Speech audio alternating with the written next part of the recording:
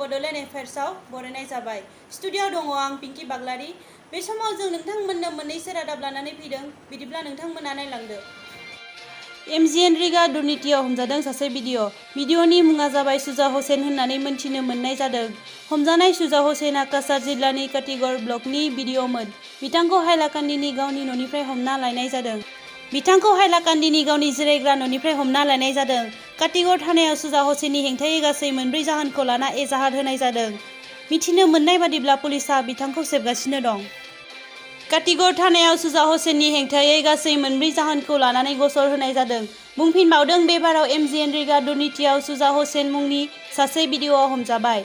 मिथि मोननाय बादिब्ला बिथाङा काछार जिल्लानि सिङाव थानाय काटीगड़ ब्लक अफिसनि भिडिअ'मोन। नोंथांमोना दासिमबो जोंनि चेनेलखौ साबस्क्राइब खालामाखैब्ला अन्नानै साबस्क्राइब खालामदो, मानोना बेनि गेजेरजों नोंथांमोना गोबां बाथ्रा सोलोंनो मोनगोन। गोजोन्थों।